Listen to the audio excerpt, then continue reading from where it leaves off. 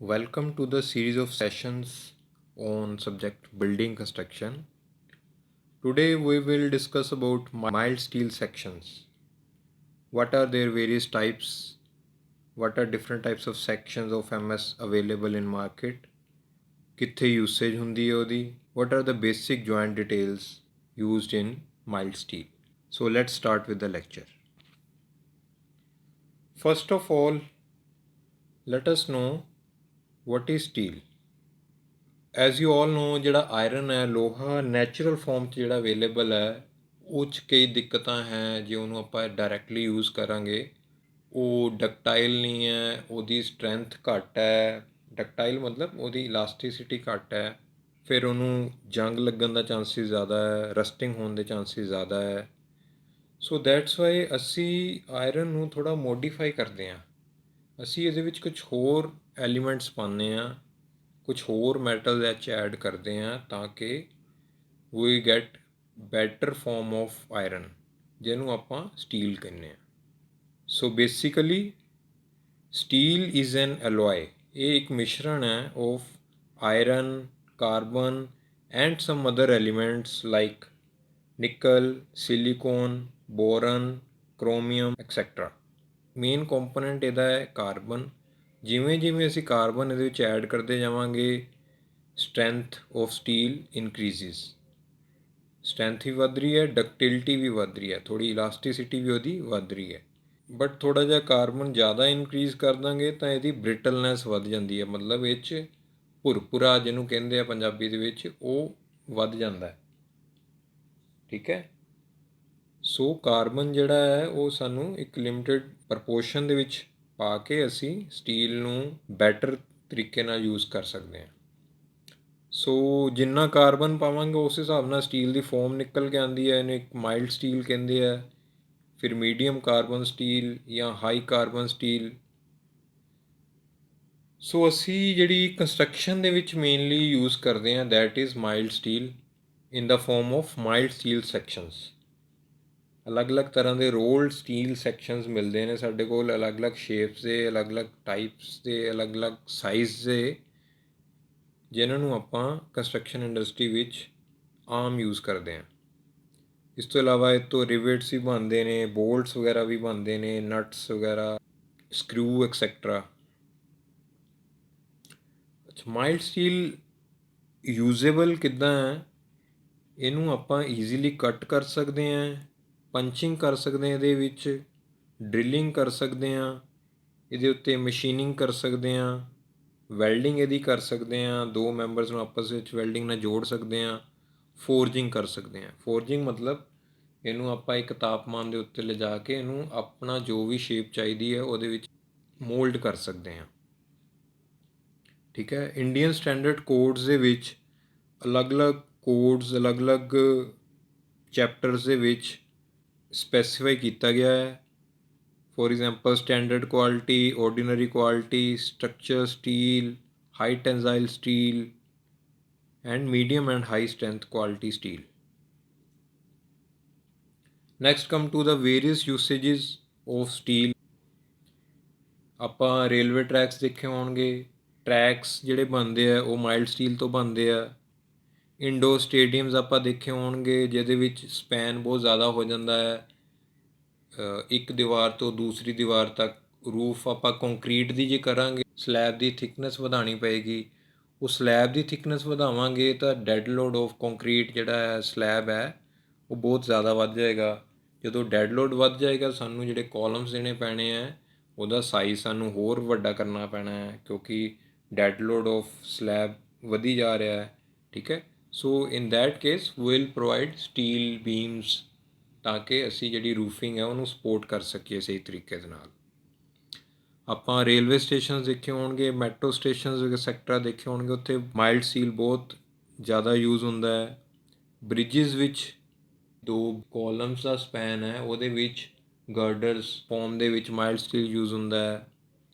Railway bridges ਜਿੰਨੇ ਦੇਖੇ ਹੋਣਗੇ ਉਹ ਸਾਰੇ ਸਟੀਲ ਦੇ ਨਾਲ ਬਣੇ ਹੁੰਦੇ ਹੈ ਕਿਉਂਕਿ ਵਾਈਬ੍ਰੇਸ਼ਨਸ ਨੂੰ ਕੈਟਰ ਕਰਨਾ ਕੰਕਰੀਟ ਦੇ ਲਈ ਮੁਸ਼ਕਿਲ ਹੈ, ਸਟੀਲ ਉਹਨੂੰ ਜ਼ਿਆਦਾ ਬੈਟਰ ਤਰੀਕੇ ਨਾਲ ਹੈਂਡਲ ਕਰ ਪਾਉਂਦਾ ਹੈ। ਜਿੰਨੀ ਵੀ ਇੰਡਸਟਰੀਜ਼ ਆਪਾਂ ਦੇਖੀਆਂ ਹੋਣਗੀਆਂ ਉਹਦੇ ਵਿੱਚ ਅਗੇਨ ਬਹੁਤ ਵੱਡਾ ਸਪੈਨ ਹੁੰਦਾ ਹੈ, ਬਹੁਤ ਜ਼ਿਆਦਾ ਸਪੈਨ ਹੁੰਦਾ ਹੈ। ਸੋ ਉੱਥੇ ਜਿਹੜੀ ਸ਼ੈਡ ਸਾਰੀਆਂ ਬਣਦੀਆਂ ਨੇ ਉਹ ਜਨਰਲੀ ਮਾਈਲਡ ਸਟੀਲ ਸਟਰਕਚਰਸ ਦੇ ਨਾਲ ਬਣਦੀਆਂ ਨੇ। ਘਰਾਂ ਦੇ ਵਿੱਚ ਆਮ ਆਪਾਂ ਗੇਟਸ ਐਂਡ ਗ੍ਰਿਲਸ ਦੇਖੀਆਂ ਹੋਣਗੀਆਂ, ਰੇਲਿੰਗ ਦੇਖੀ ਹੋਏਗੀ ਮਾਈਲਡ ਸਟੀਲ ਦੀ, ਇਹ ਬੜੀ ਆਮ ਯੂਜ਼ ਹੈ। ਇਸ ਤੋਂ ਇਲਾਵਾ ਜਿੰਨੀ ਵੀ ਆਰਸੀਸੀ ਕੰਸਟਰਕਸ਼ਨ ਹੋ ਰਹੀ ਹੈ, ਰੀਇਨਫੋਰਸ ਸੀਮੈਂਟ ਕੰਕਰੀਟ, ਉਹ ਜਿਹੜੀ ਰੀਇਨਫੋਰਸਮੈਂਟ ਹੈ ਉਹ ਮਾਈਲਡ ਸਟੀਲ ਬਾਰਸ ਦੇ ਨਾਲ ਹੁੰਦੀ ਹੈ। ਠੀਕ ਹੈ, MS ਬਾਰਸ ਹੁੰਦੇ ਨੇ 3 mm, 4 mm, 6 mm, 10 mm, 12 mm, 18, 24, ਠੀਕ ਹੈ, ਜੋ ਅਲੱਗ-ਅਲੱਗ ਡਾਇਆ ਦੇ MS ਬਾਰਸ ਮਿਲਦੇ ਨੇ ਉਹ ਯੂਜ਼ ਹੁੰਦੇ ਨੇ। Coming to advantages of steel, ਸਭ ਤੋਂ ਵੱਡੀ ਐਡਵਾਂਟੇਜ ਹੈ ਕਿ ਇਹਦੀ ਸਟਰੈਂਥ, ਹਾਈ ਸਟਰੈਂਥ ਹੈ। ਇਹਦੇ ਜਿਹੜੇ ਕੰਪੋਨੈਂਟਸ ਹੈ ਉਹ ਸਮੋਲਰ ਸੈਕਸ਼ਨਸ ਦੇ ਹੁੰਦੇ ਨੇ, ਛੋਟੇ ਸਾਈਜ਼ ਦੇ ਹੁੰਦੇ ਨੇ, ਉਹਨਾਂ ਦੀ ਥਿਕਨੈਸ ਘੱਟ ਹੁੰਦੀ ਹੈ ਅਤੇ ਉਹ ਜ਼ਿਆਦਾ ਸਪੈਨ ਨੂੰ ਕਵਰ ਕਰ ਸਕਦੇ ਆ। ਸੈਕਿੰਡ, ਹਾਰਡ ਮਟੀਰੀਅਲ ਹੈਗਾ ਹੈ। ਥਰਡ, ਸਾਈਟ ਦੇ ਉੱਤੇ ਈਜ਼ੀਲੀ ਫੈਬਰੀਕੇਟ ਕੀਤਾ ਜਾ ਸਕਦਾ ਹੈ। ਸਟੀਲ ਮੈਂਬਰਸ ਨੂੰ ਔਨ ਸਾਈਟ ਲੈ ਜਾਓ, ਉੱਥੇ ਜਾ ਕੇ ਸਪੈਨ ਨੂੰ ਮੇਜਰ ਕਰਕੇ ਉੱਥੇ ਕਟਿੰਗ ਵੈਲਡਿੰਗ ਕਰਕੇ ਆਪਾਂ ਇਹਦੇ ਸਪੈਨ ਜਿਹੜਾ ਕਵਰ ਕੀਤਾ ਜਾ ਸਕਦਾ ਹੈ, ਸਟਰਕਚਰ ਬਣਾਇਆ ਜਾ ਸਕਦਾ ਹੈ। ਇਸੇ ਤਰ੍ਹਾਂ ਉਹਨੂੰ ਯਾਰਡ ਦੇ ਵਿੱਚ ਵੀ ਬਣਾਇਆ ਜਾ ਸਕਦਾ ਹੈ। ਇਹਨੂੰ ਆਪਾਂ ਅਲੱਗ-ਅਲੱਗ ਸ਼ੇਪਸ ਵਿੱਚ ਮੋਲਡ ਕਰ ਸਕਦੇ ਹਾਂ। ਸੋ ਅਲੱਗ-ਅਲੱਗ ਸ਼ੇਪਸ ਮੋਲਡ ਕਰਨ ਦੇ ਨਾਲ ਆਪਾਂ ਇਹਨੂੰ ਮਲਟੀਪਲ ਸੈਕਟਰਸ ਵਿੱਚ ਯੂਜ਼ ਕਰ ਸਕਦੇ ਹਾਂ। For example in railway tracks ਵਿੱਚ ਵੀ ਯੂਜ਼ ਕਰਦੇ ਹਾਂ, ਇਹਨੂੰ ਫਰਨੀਚਰ ਬਣਾਉਣ ਵਿੱਚ ਵੀ ਯੂਜ਼ ਕਰਦੇ ਹਾਂ, ਇਹਨੂੰ ਗੇਟਸ ਐਂਡ ਗ੍ਰਿਲਸ ਬਣਾਉਣ ਦੇ ਵਿੱਚ ਵੀ ਯੂਜ਼ ਕਰਦੇ ਹਾਂ। ਠੀਕ ਹੈ, ਇਹ 'ਚੋਂ ਸ਼ੀਟਸ ਵੀ ਨਿਕਲਦੀਆਂ ਨੇ, ਉਹਦੇ ਨਾਲ ਆਪਾਂ ਅਲਮਾਰੀਆਂ ਬਣਾ ਸਕਦੇ ਹਾਂ, ਰੂਫ ਕੋਰੂਗੇਟਿਡ ਰੂਫ ਸਟਰਕਚਰਸ ਬਣਾ ਸਕਦੇ ਹਾਂ। ਡਿਊਰੇਬਲ ਚੀਜ਼ ਹੈਗੀ ਹੈ, ਇਹ ਟਿਕਾਊ ਹੈ, ਕਾਫੀ ਸਮੇਂ ਤੱਕ ਚੱਲਦੀ ਹੈ, 30 ਤੋਂ 40 ਸਾਲ ਤੱਕ ਆਰਾਮ ਨਾਲ ਇਹਦੀ ਲਾਈਫ ਹੈਗੀ ਹੈ। ਇਸ ਕਰਕੇ ਇਹਨੂੰ ਲੌਂਗ ਟਰਮ ਦੇ ਵਿੱਚ ਯੂਜ਼ ਕੀਤਾ ਜਾ ਸਕਦਾ ਹੈ। Additional strength can be provided by adding more steel in future if required. ਕੱਲ੍ਹ ਨੂੰ ਸਾਨੂੰ ਲੱਗਦਾ ਹੈ ਕਿ ਸਾਨੂੰ ਹੋਰ ਸਟਰੈਂਥ ਦੀ ਜ਼ਰੂਰਤ ਹੈ, ਆਪਾਂ ਹੋਰ ਮੈਂਬਰ ਉਸੇ ਸਟਰਕਚਰ ਦੇ ਵਿੱਚ ਐਡ ਕਰ ਸਕਦੇ ਹਾਂ।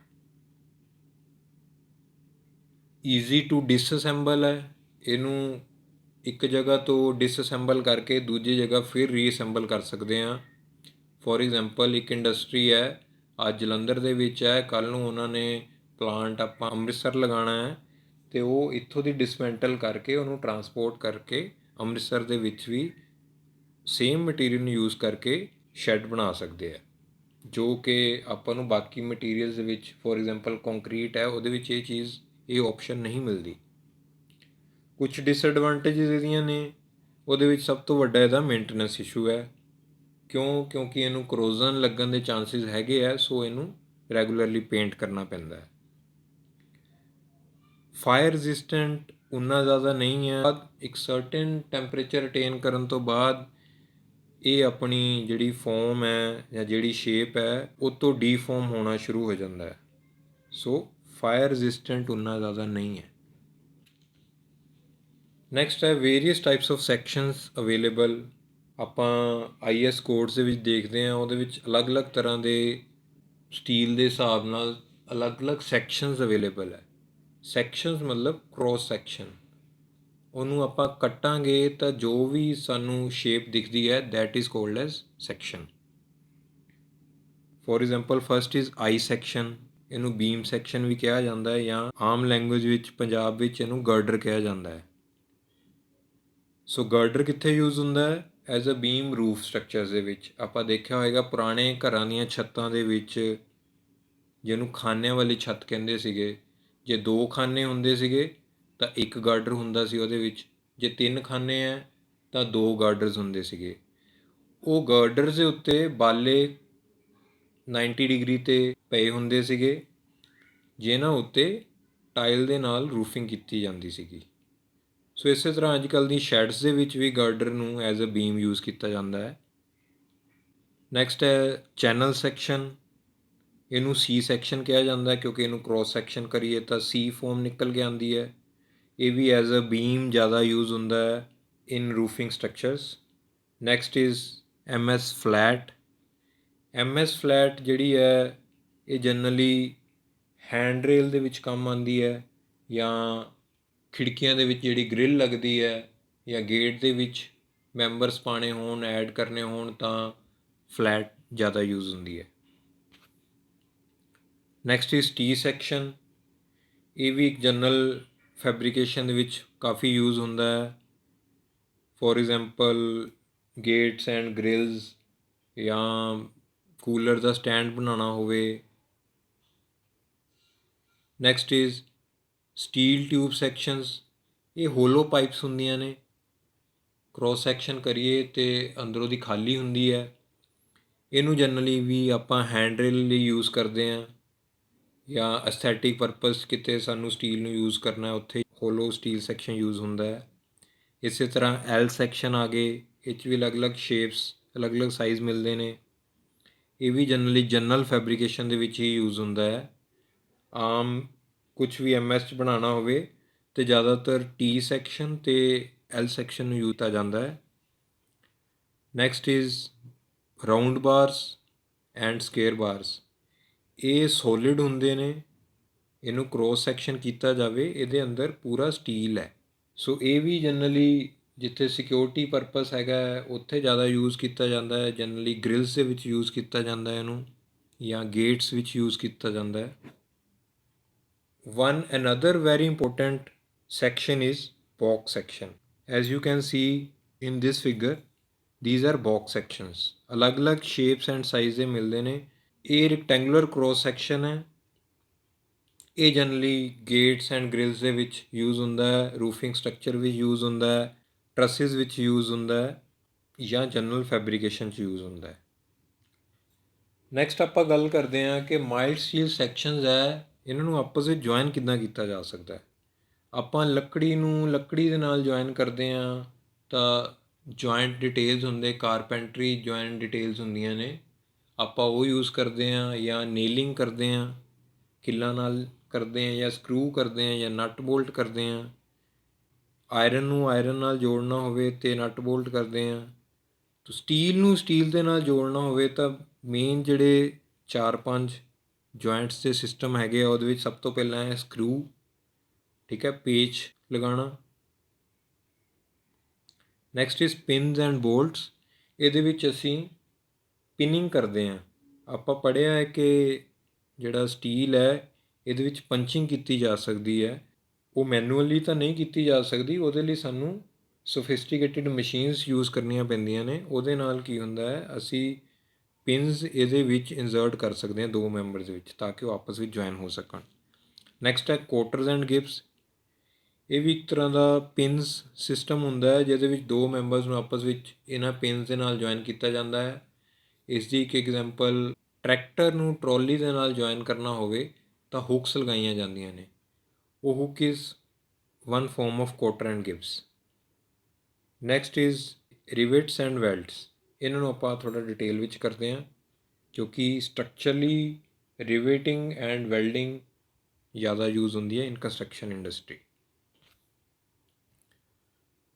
As you can see, rivet ਦਾ ਇੱਕ ਹੈੱਡ ਹੁੰਦਾ ਹੈ, ਇੱਕ ਇਹਦੀ ਬੋਡੀ ਹੁੰਦੀ ਹੈ।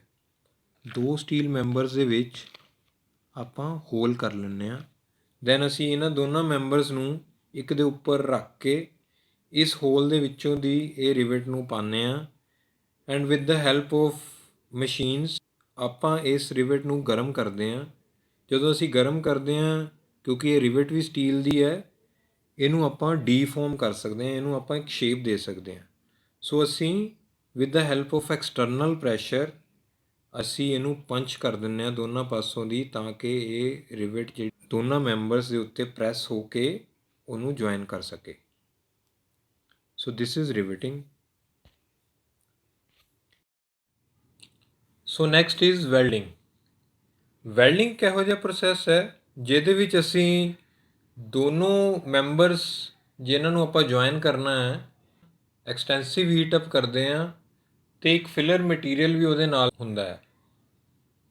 ਜਦੋਂ ਇਹ ਤਿੰਨੋਂ ਮਟੀਰੀਅਲ ਨੂੰ ਆਪਾਂ ਬਾਅਦ ਵਿੱਚ ਕੂਲ ਡਾਊਨ ਕਰਨ ਲਈ ਟਾਈਮ ਦਿੰਦੇ ਆ ਤੇ ਆਪਸ ਵਿੱਚ ਇੱਕ ਜੁਆਇੰਟ ਬਣ ਕੇ ਨਿਕਲ ਕੇ ਆ ਜਾਂਦਾ ਹੈ।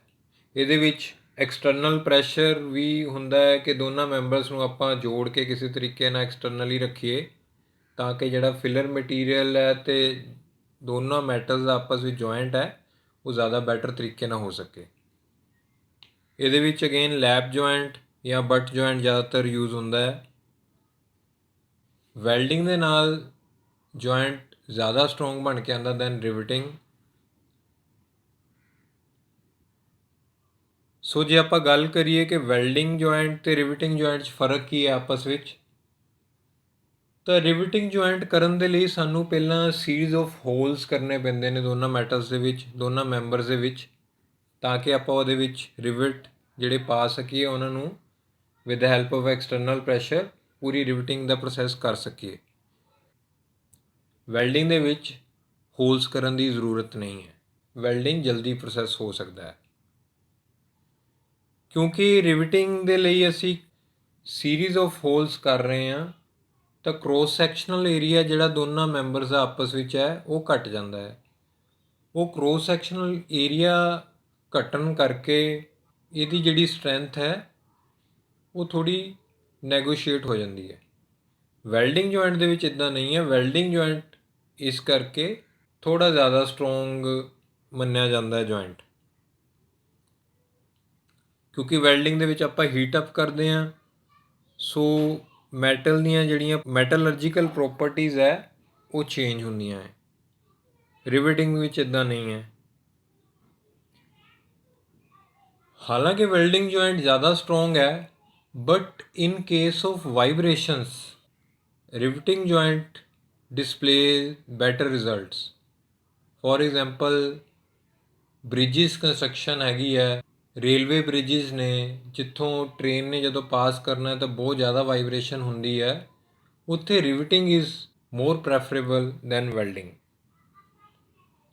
ਵੈਲਡਿੰਗ ਪ੍ਰੋਸੈਸ ਫਾਸਟ ਹੈ ਕਿਉਂਕਿ ਹੋਲਸ ਨਹੀਂ ਕਰਨੇ ਪੈਂਦੇ। ਰਿਵਟਿੰਗ ਨੂੰ ਥੋੜ੍ਹਾ ਜਿਹਾ ਟਾਈਮ ਲੱਗਦਾ ਕਿਉਂਕਿ ਡਰਿਲਿੰਗ ਵੀ ਕਰਨੀ ਜ਼ਰੂਰੀ ਹੈ ਉਹਦੇ ਵਿੱਚ ਪਹਿਲਾਂ। ਵੈਲਡਿੰਗ ਦਾ ਜਿਹੜਾ ਜੁਆਇੰਟ ਹੈ ਉਹਨੂੰ ਫਿਨਿਸ਼ ਕੀਤਾ ਜਾ ਸਕਦਾ ਹੈ, ਉਹਨੂੰ ਜ਼ੀਰੋ ਲੈਵਲ 'ਤੇ ਪਲੇਨ ਕੀਤਾ ਜਾ ਸਕਦਾ ਹੈ। ਰਿਵਟਿੰਗ ਦੇ ਵਿੱਚ ਤੁਹਾਨੂੰ ਸਾਰੇ ਰਿਵਟਸ ਦਿਖਣਗੇ, ਇਸ ਕਰਕੇ ਵੈਲਡਿੰਗ ਪ੍ਰੋਸੈਸ ਜਿਹੜਾ ਹੈ ਉਹ vast number of industries use ਹੁੰਦਾ ਹੈ। For example car industry, auto industry, ਜਿਹਦੇ ਵਿੱਚ ਸ਼ੀਟਸ ਨੂੰ ਵੈਲਡ ਕਰਦੇ ਆ ਆਪਸ ਦੇ ਵਿੱਚ, ਅਲਮੀਰਾਜ਼ ਬਣਨਾ ਹੈ ਫਰਨੀਚਰ ਦੇ ਵਿੱਚ। So that's why welding is preferable in various sectors. So ਇਸ ਦੇ ਨਾਲ ਅੱਜ ਦਾ ਲੈਕਚਰ ਖਤਮ ਹੁੰਦਾ। ਆਈ ਹੋਪ ਤੁਹਾਨੂੰ ਪ੍ਰੈਜੈਂਟੇਸ਼ਨ ਸਮਝ ਆਈ ਹੋਏਗੀ। Thanks for attending the lecture.